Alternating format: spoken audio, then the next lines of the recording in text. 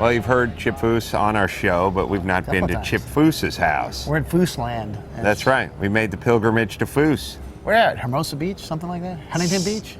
Something, the word beach at the end of it.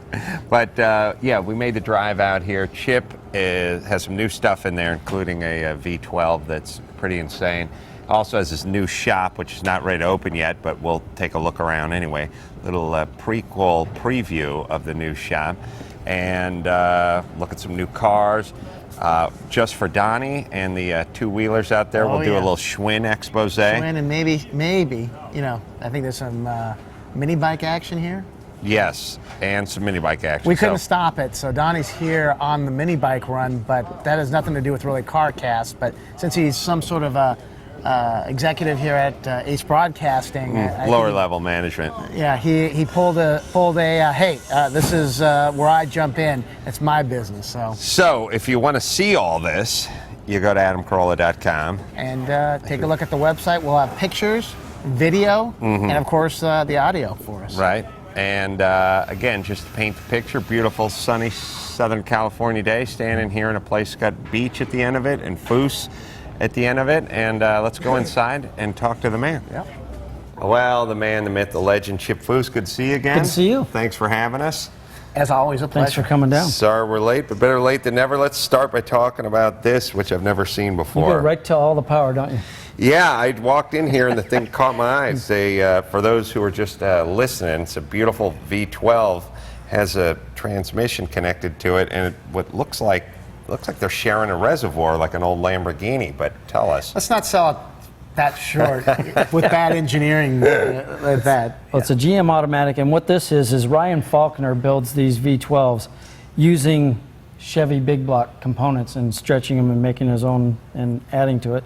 But he builds these, or what he originally built this for, is the 7/8 scale P-51 Mustangs. Mm-hmm. They're the race the racing ones. Yep. Yeah. So he was building these for that purpose. Mm-hmm. But another friend of mine, Dan Woods, he bought one and he put all the effort into dialing it into what you see here, that oil pan that connects everything. And if you look at the back, there's the all the electronic contacts, the engine management system, and all that. This motor, I've got a suitcase around here somewhere. It's got a battery and also a fuel tank in it. You can plug it in and fire this thing up right here on the stand. But if you hit the wrong button, we will destroy Cuba. So you have to be very careful with this suitcase, Sandy. This is absolutely just a piece of artwork. And now imagine everything's aluminum, because especially if you're building something for a racing airplane. It's all aluminum or stainless. Is an issue. How many cubic inches? The cubic inches, I think were... I'll take liters, Chip. I think it's, I'm going to say 700 and something. Wow. So it's a big displacement. But it's 811 horsepower. Fuel injection. Mm-hmm. And you're not going to put it in an airplane. No, we're going to put it in a 39 Lincoln Zephyr Woody. So the engine that's coming out is going to still be bigger than this thing. Yeah. Yeah, the V12 that was originally in the Zephyr is out of it. And we're going to use some of the original body. It's a four-door sedan that we're starting with. Mm-hmm. We're cutting it up and basically going to build a Woody. And how does it work? Like, I think we talked about the Zephyr and the motor and the Woody and that concept a few years back when I was here. But does somebody say, hey man, I need a V12 Zephyr Woody Chip Foose or whatever? Or do you go, I'll just build it and they will come? Or do you call up Titus and go like, hey, how's the divorce going? You should get your checkbook out. What do you got? Did you get picked up that series or not? Like, how's that work? Well, this is for a local customer. Mike Davis lives here in Huntington Beach, and he owns a computer company. CompuWare or something like that for that? No, does he race a lot of cars? Yeah, he does have a race team, but it's Applied Computer Solutions. Yeah, ACS. Yes. Yeah. Seen tons of his cars. He's got the GT40 and also a Mustang race team. Yep. And he's not only a gearhead, but he's a nerd head too. He knows all the computer I keep thinking, stuff, how is this guy in computers making enough to have a race team? Sanders recently let go from his position working for a large computer company. That's the way it goes. So this goes in that, and how long is a project like that? This is going to be about a 2-year project. Awesome. So figure about 4 years. We'll get the chassis built first, get the motor sitting in it, and then we'll start mocking up the body where it's got to be. We've got a full-size tape drawing over in the spray booth actually right now. Unbelievable. We're limited on wall space around here. Well, let's take a look at what else you got around here. First off, what is this? Is it an Impala? Well, it started out as a 65 Impala, and I think I think I had talked about this before. Underneath is a 2009 Corvette. Right. And we didn't cut a single wire when we took it apart, but we stretched that original chassis and then we welded the body to it. So it's a unibody. And so this the whole is goal, sorry, go ahead. it's all modern vet, running gear, brake, Everything. suspension, everything. Yep. And then the hood will open just like a Corvette Wow. this way. But you can see all the suspension, all the components, the chassis, everything, including the GPS, even the airbags are still going to be in the car, and the OnStar. Really? Now, can we say the name of the car? Because I see it written all over here. Imposter. The Imposter. Yep. And you think at night this thing talks to the satellite and says, "Help! I'm being raped by Chip Foose." You know those OnStars. We unhooked it until we're done with it, so Oh, okay, smart. they can't So I had this. come looking for us. I have this vision, this apocalyptic vision of the future, where one day one of those satellites gets a space virus and goes bad, and next thing you know, you're just driving your GM car and the doors lock and the steering starts pulling out of your hand. I gotta stop your movie. They already made it. It's called Maximum Overdrive. Oh, really? Yeah. So you're building this for a customer as well? This is actually for a woman, Elma Voth, up in Canada. Yeah, if she doesn't work with computers, Sandy doesn't know her. Yeah, no, I got nothing. Well, now does Elma say I want a stock looking Impala with Chevy with a vet running gear, or do you pitch that to her? Elma and Don is her husband, they drove a 65 Impala on their honeymoon. So they wanted a 65 Impala. And Don says to me, he says, let's do a 65 Impala, but they're a little long. We could probably shorten it about 3 inches.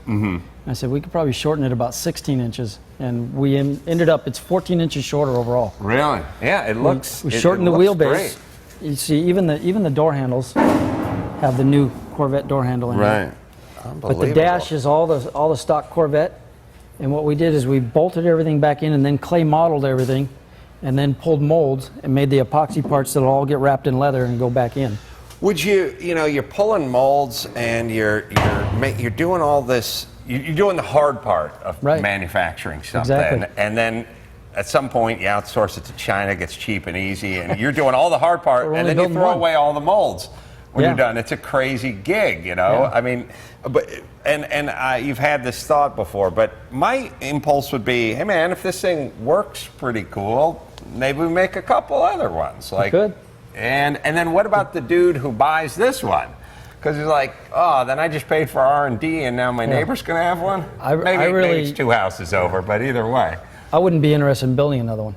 I like you to wouldn't? build one and then go on to something else. I'm that way with the ladies.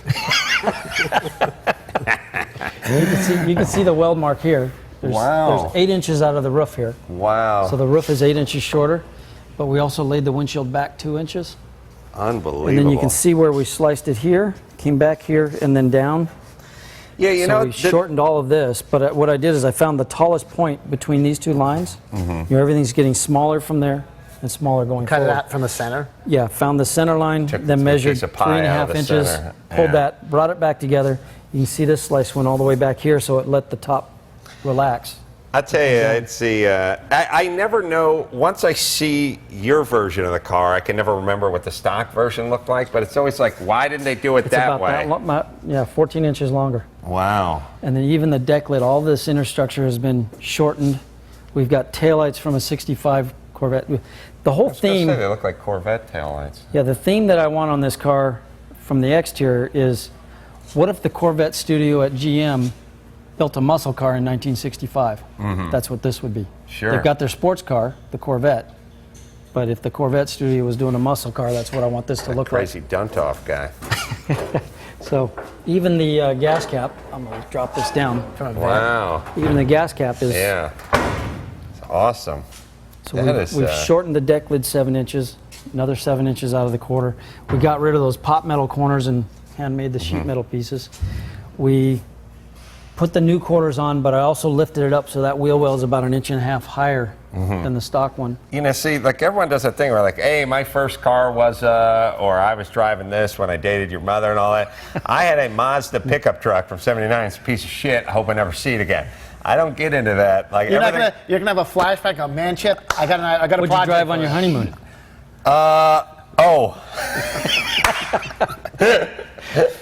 I said, listen, we're not giving our tourist dollars to those European homos over there. We're staying right here. We're going to see this man's country. We went to the Grand Canyon, and I think like Monument Valley in Utah. So you're on a mule? And I invented, well, I had to drive to get to the mule, but I told my buddy Daniel, drive my Z car, let me borrow your Volvo cross-terrain, all super wagon, like big super wagon. And then the last thing I said to him was, Daniel, take it easy on this car because it doesn't feel like you're going that fast, but you're going faster on the Volvo because they have they have snow tires on it and stuff like that. He got pulled over within about first 15 minutes, and then pulled over twice since I was gone for like 6 days. But yeah, one day I'm going to push a Volvo wagon in here that's about 9 inches off the ground, and I'm going to say, Chip, got one for you. Got one What year for you. Volvo wagon? It's probably 2001 or Like something those like XC70 that. cross things? Yeah, those with that weird heavy-duty rims. Yeah, I'm not going to be thinking you're going to be able to do a lot with I don't that. think you No. want to put this kind of effort in. Nah, probably never get your money back. We'll do it for you. The color that you chose for this. Well, I Impala did the Impasa. sketch in two-tone green because their car was green that they drove on their honeymoon. That crazy Chevy. And Metallic P. Don and Elma both love the car. They love what we're doing with it. The only thing they're fighting about is color. Sure. Don wanted green and Elma wanted maroon. So then they asked me, and I said, look, why don't we stay with something neutral? And I did a champagne and mocha combination. They've got the panel. And I was thinking about doing that, keeping the mocha with kind of a almost a copper or like a burnt orange leather interior. Nice. This is really, really amazing. And again, the idea that you do stuff once, throw away the rearview mirror, and look down the highway. Next I love that Perfect. symbolically. So again, we clay modeled the whole interior of this car, pulled the molds, and we've got the epoxy panels all this will be wrapped in leather. Where you see this little subtle insert, that's The where there'll be ridge. a French seam Nice. coming around the car. The two pockets actually open up, and because I moved the wheels so far forward, the wheel tubs, because I got giant 335 tires going underneath the rear, the wheel tubs are so big that the quarter windows won't roll down. So what I'm doing is I'm putting a press release in the door jamb. When you open the door, if you want to put the quarters down, you hit that button, they'll release from a bear claw latch. This will lift up and they'll have a little compartment, so they'll sit right there. So from here, you would push the button, pick that up, and slide it in. Standing And outside as the Sandy car. was saying that you got the Impala speaker. I love the old right in front AM. there. I remember growing up as a kid, we had cars like this too, and the AM single speaker in the back, kids Yeah. fighting. You got to keep the Impala. But you know what's Yeah. funny? Even though the single speaker was in the back, if my dad really needed to hear some news that was on the radio in the dash, he'd put his head a little bit closer to that AM dial. Pops Carolla. Moving further away from where the sound emanates from. That's a Corolla. This goes looks to like the 69 Camaro that's out front. Oh, seems like it would have dropped. Oh, yeah, you got a Vette motor in there. I forgot. I was thinking, it just looks so Impala. Well, it's probably more characteristic of what would be in the. It's Impala. it's actually a modern motor. Angle plug heads. What's Yeah, going on here? it's a ZZ430, but I wanted to decorate it so it would look like an older motor. Chevrolet orange So with the old using- Corvette using valve the- covers. Yeah, these are actually with the the Foose Camaro. trim, let's say. Camaro pieces.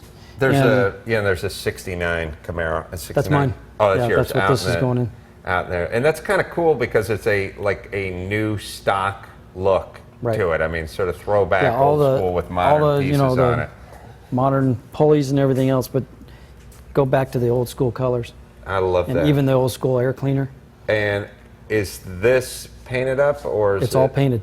Wow. I mean, I was going to Yeah, ask when I was it when I powder bought coated everything, or it was all something? polished. Everything that you see here that was black and Too orange chromy. was all polished. Yeah. Even the intake was a polished intake. Yeah, it's a great surface to paint. This is a car we finished about 5-6 years ago. I And just remember brought it this in. car. I changed the wheels on it. I had black wheels on it before, and they looked like a 51 Ford, like a Vicky wheel, to match. It's got a 51 Ford gauge pod and steering wheel. And inboard discs on the Inboard rear? discs in the rear. Sorry, Ganz. And this car now is owned by the Peterson Museum. Did you ever look back at some of your stuff like, I don't know, it's like for me, I look back at some of the jokes I wrote 15, 20 years ago and I go, wow, man, that wasn't that good. I thought you were going to say construction and some of the bad work Well, you did. every time I go into my grandmother's kitchen, which I've remodeled after I was in construction for about 18 months, and I just look at all the crappy joints, and I'm humiliated. I really am. I can't stand it. I'm going to torch that place.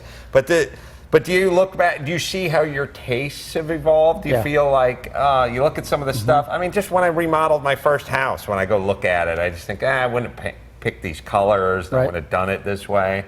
And I imagine if you're a guy who always is moving ahead and moving from one project to the next, that's good in terms of progression and growth. But you must look back at stuff you did 15, 20 years ago and go, I'd change a few things. One of the things that when I originally started, it was all about customizing, and you're building things just to grab attention. And I would say where my tastes have evolved to, I don't like to look at a car and know what's been changed. Was that more the Boyd's era? Because I remember seeing a lot of the shows and the stuff churning out of the shop, and I'm going, it was a lot of pizzazzing and stuff like that. Well, that was the customers and what we were doing. Yeah, I mean, that was the era, the ZZ Top era, as we'll call it, or something, because a lot of those cars were just so over the top with every flashy, billetized thing. And the stuff that you see now, and especially this, it's so clean and simple line that you'd never expect to see this back in that day. I like to design things to where when you look at it, it looks like that's the way it should have come from the factory. Yeah. Best compliment is, why didn't they do that? Yeah. Like when you go, That's we one of them. changed that, and they go, well, how come they didn't do that? Why didn't they just do that at the beginning? I call it no question design. Right. If somebody's looking at a car and they don't have any questions of why is that done, which is what you had just said, as soon as you look at something, why'd they do that? Then you know you did something wrong. Right. If they look at something and everything looks right, there's no questions. Yeah. Well, let's get to the exciting part of the tour: the bicycles and the mini bikes. Yeah, I've been holding back for that part of Me it. too. So